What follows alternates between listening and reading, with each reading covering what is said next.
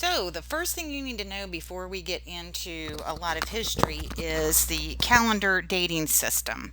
Most of you know BC means before Christ. So, as you see here in front of you, that's the time before the moment of the birth of Christ. AD, a lot of people think means stands for after death, the death of Christ. It does not. It stands for Anno Domini, the Latin year for in the year, or Latin word for in the year of our Lord. So if we had Jesus lived to be 32 years old, if we had BC before Christ and AD after death, then you would have 32 years where nothing was being recorded, and we can't have that. So the moment he is born is the start of AD. All right, so in modern times, of course, we can't leave things the way that they are. Everybody gets used to BC and AD, and guess what? We have to change it.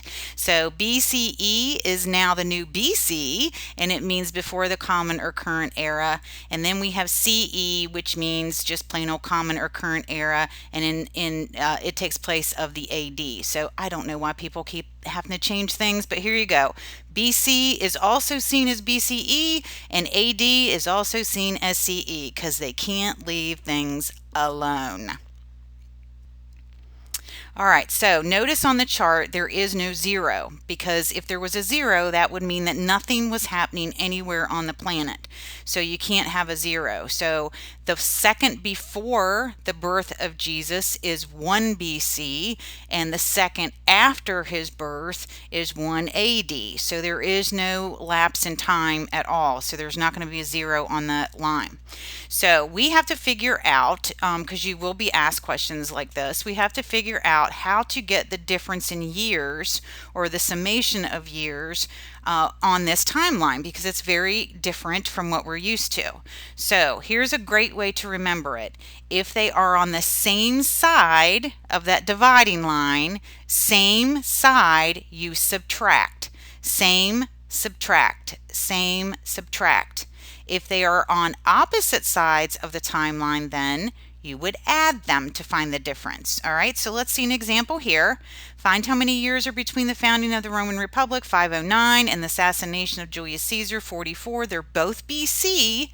So if they're the same, you subtract, and you end up getting 465 years. So now let's do one on the opposite sides of the time table here. I can't talk this morning. Find out how many years are between the beginning of the reign of Augustus Caesar, which is 27 BC, and his death in 14 AD. They are not on the same side, so you do not subtract, you add, and you end up getting 41. Make sure you can do this. You're going to see it again. Let's do some more practice. All right, so 499 BC, BCE, 449 BC, BCE, which one comes first? Which one comes first? The furthest back on the BC line would come first, because it's the farthest away from the birth of Christ before he gets here. So 499 comes first. Okay, look at number 2. Which one comes first, 14 AD or 27 BC? Well, BC is before, so that has to be first, so it's 27. Okay, and I'm not going to do the rest of these for you. I want you to practice. If you can't get them, please, please, please contact me and let me know. But I think you're going to be okay. So if you need to Google it, Google it. If you need to contact me, talk to me about it, let's do that. But I'm going to let you practice on your own. And then I'll see you in the next unit.